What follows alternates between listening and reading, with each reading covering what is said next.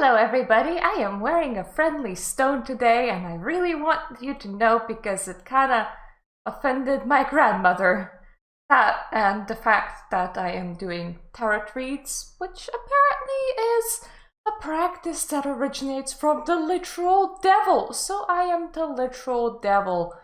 Oh, woe is me. I hope, well, she's never gonna see this, so she's never gonna figure out that my patron deity is actually Lucifer, so they're not that far off, but for entirely different reasons. Anyways, stealing Memology's content here today because, well, I got linked this video and I've been talking about this in my other videos before, so I thought that you definitely should know that it is actually impossible to have a closed practice or any practice from whom adopting deities is inappropriate because you are talking about working with actual existing entities unless you do not believe, in which case, what are you even doing working with gods if you don't believe in gods? Like, that is a oxymoron of incredible proportions. So anyway, this guy over here has decided that he's God, so he can tell you who to work with and whom not to work with, and we're gonna listen to his arguments very intently. I've seen an uptick in white pagan content creators proudly stating that they work with deities from living religions belonging to oppressed groups in their pagan practice and want you to know that that's called cultural appropriation. He just said cultural appropriation while putting up the definition of cultural appropriation. Okay, let's enhance this. Enhance! The unacknowledged or inappropriate adoption of customs, practices, ideas, etc. Unacknowledged. Well, if you're worshipping a deity that is most often seen in different faith-based people, you are obviously acknowledging that you're adopting that deity and that you're worshipping that deity and that you're working with that deity. And if you are reading up on everything that that deity represents, how can it be inappropriate? Especially considering that if you're gonna add a deity to your practice of any kind, not only are you supposed to do a lot of reading, you're supposed to ask them if you can. Like, full-on contact. Normally, when people select a deity to work with, it's not just pulled out from the sky. It's normally like, hey, this weird shit has been coming up in my dreams repeatedly. And I asked who that is, and they introduced themselves as Quetzalcoatl. And now I'm reading up on them. It's normally that pathway. It's normally not just like, I fancy sprinkling a bit of Shiva on my altar. That you wouldn't really do that. That's just bizarre, man. Like, you would need to know what energy you're putting in, what energy you're working with, and for what reasons, what are you gonna get out of it, what the energy is gonna get out of it. It would be kind of like, let's use something completely heinous, okay? Let's compare it to cooking, of all things. It would be like, oh, I am making this delicious bowl of pasta, and this bowl of pasta is me. Now, I know that oregano goes okay on pasta, basil goes okay on pasta. Oh, I know that. Now, I have all of these jars of various spices, like in this spice cupboard. I can see their names, but I don't really know what they do and I'm not gonna bother looking up. You see, so I'm just gonna sprinkle like a little bit of honey and like a little bit of cinnamon. I'm gonna throw some wasabi on this. This will work. You wouldn't do that in a kitchen. Why would you think that you're gonna do that in a magical practice? Especially considering that it's something that at the very least can influence your personality, mood, attitude and your customs. It's literally, you are the bowl of pasta. You wouldn't throw crap on yourself. I mean, you can try, but I definitely don't recommend it because, wow, what a scrambled human being you would be. Now, obviously, Memology takes this from different angles, as he is not a practitioner of anything to do with the occult. Well, I am gonna appropriate the name witch for myself because, hey, occult is what I do, divination. I pray to Lucifer. I mean, surely I can use the word witch, right? Surely I can. Whether it's adding a certain deity to your pagan worship or adopting a particular practice from a closed system, this behavior strips the Title of this video, there's no such thing as a closed system. Let me explain. There are practices that can be closed off to you based on your genes and where you're born. For example, I could never be a rabbi. I am a woman and I am not Jewish, nor am I training in that direction. Can I use gematria? Can I learn Hebrew? Can I read Torah? Yeah, I can do all of that. I can use Kabbalah if I really wanted to. I would just be looked at as a non-Jew.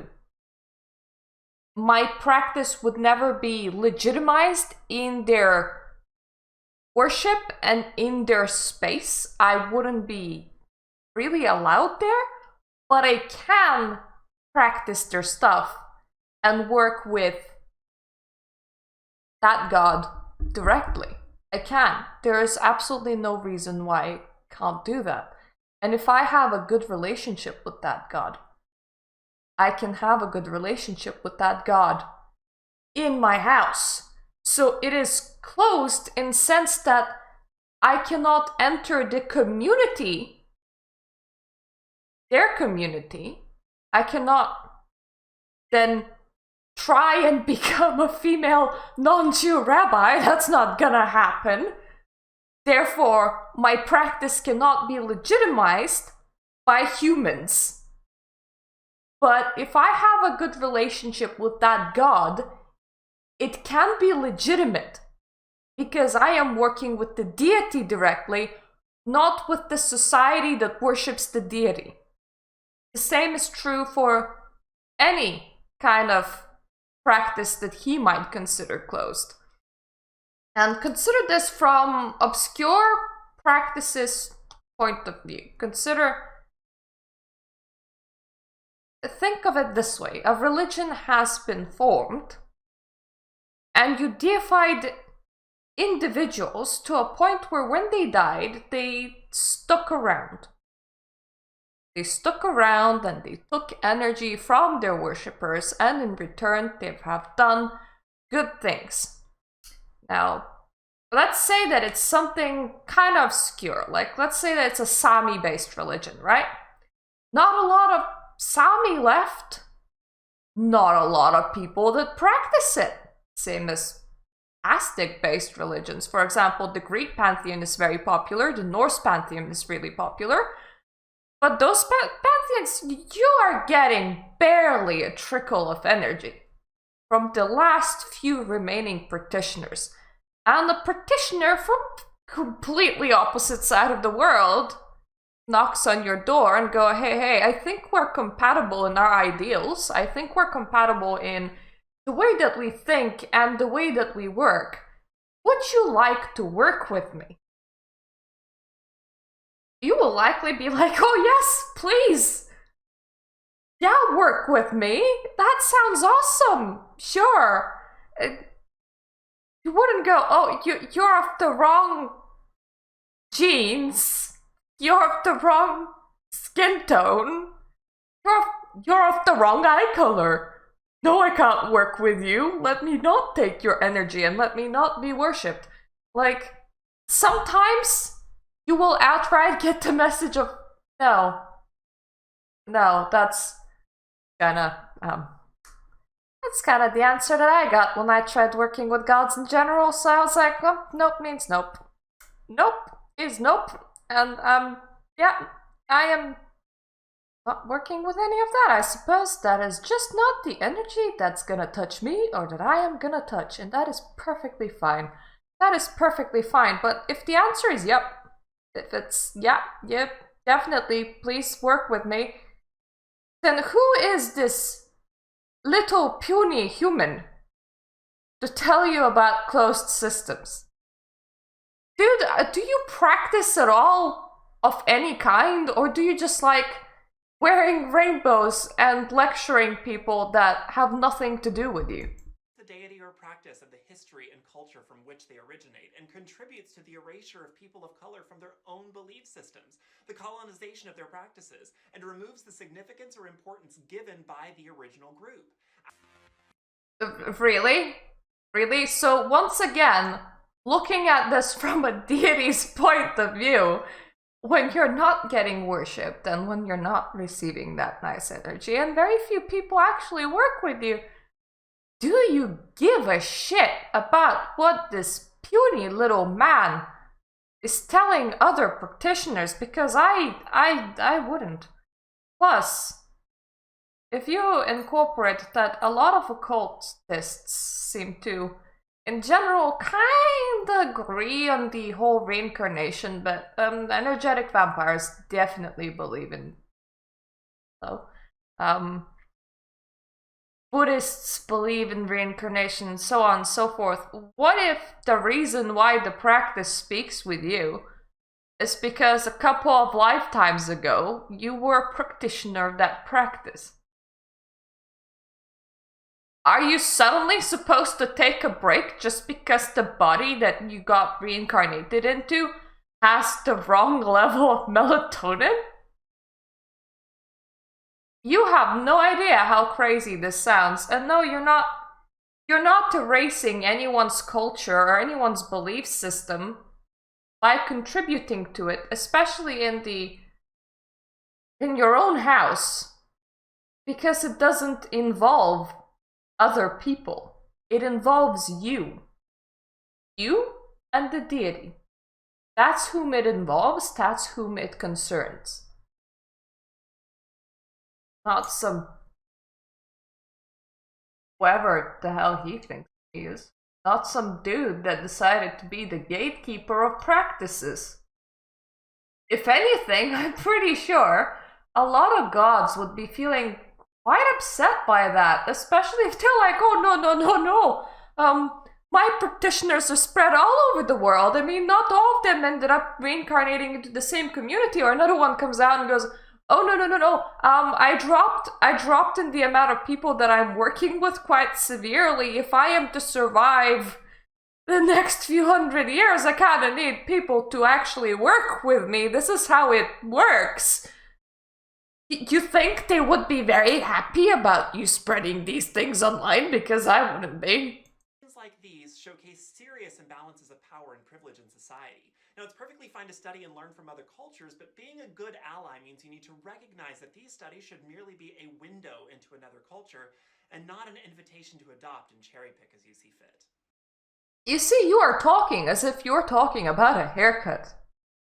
You're talking as if you're talking about a dress style.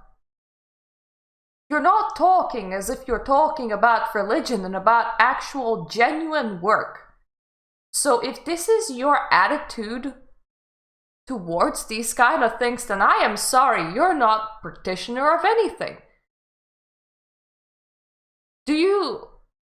Hello, guy with rainbow t-shirt, do you practice anything? Because if not, then how can you talk about such sensitive issues as religion and about how devout people are supposed to be and to what gods? If you do practice, what is your relationship between you and your deities? I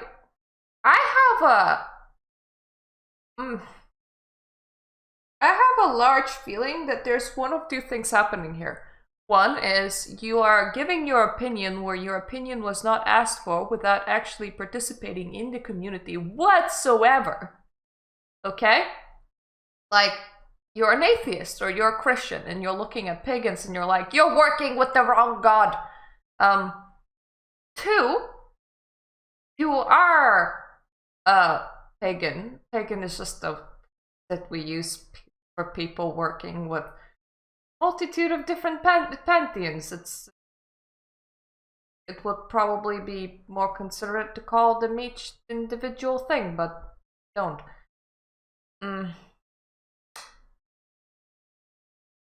If you're working with someone, I have to ask, do you do this for aesthetics?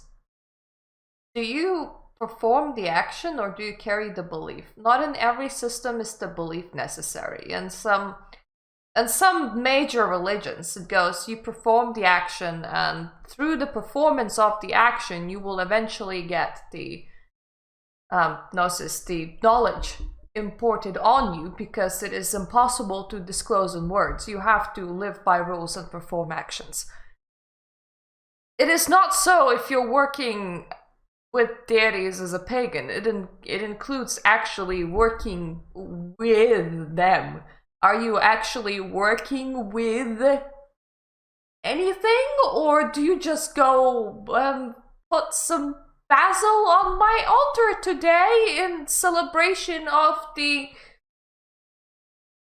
nice white and appropriate deity? Which, if you're American, what would that be? I mean, Jesus Christ, I suppose, because Christianity is kind of came from Europe to America, because, I mean, you're not Native American, so you can't work with things that are close to them by your own logic.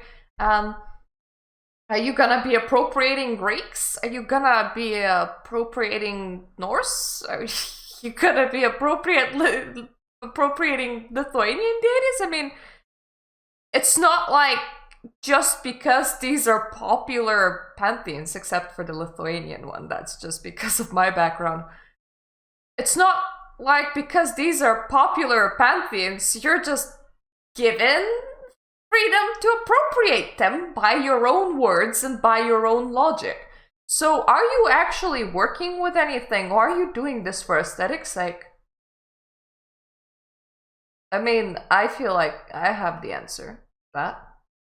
So yeah, if you ever encounter any of these people, fuck these people. Whatever religion you're following, whatever god you decide to work with, or gods, it's valid. It is valid if it carries meaning to you, and it is valid if you're feeling like you're getting reformation from that side, and if this is a good working relationship that just works for you. But remember that religions, they're not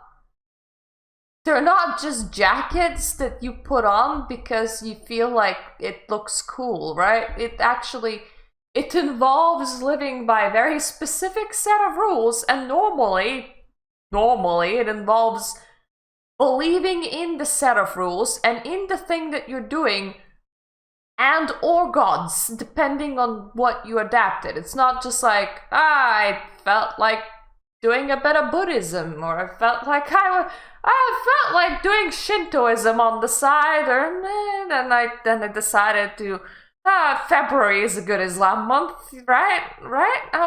On July though, I really want to be Christian. It's not.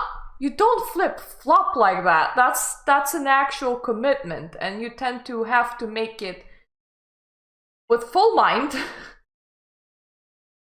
You tend to actually know the commitment that you're making, and hopefully believe in the commitment that you made. It's not an aesthetic thing. Like, what the heck's wrong with you?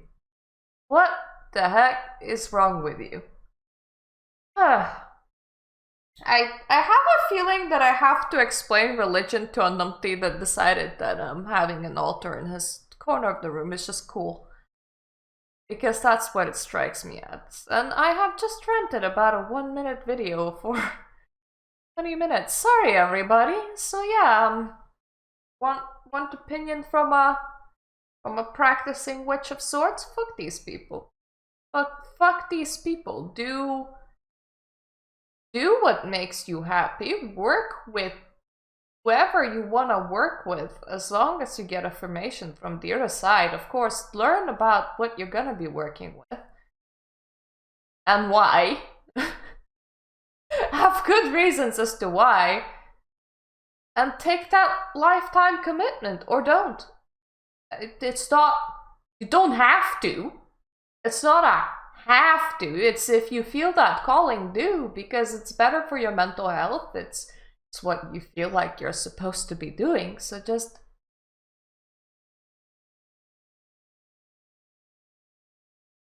anyways, thank you for watching. And I hope I'm gonna see you all the next time. I have my own practice to attend right now, so bye.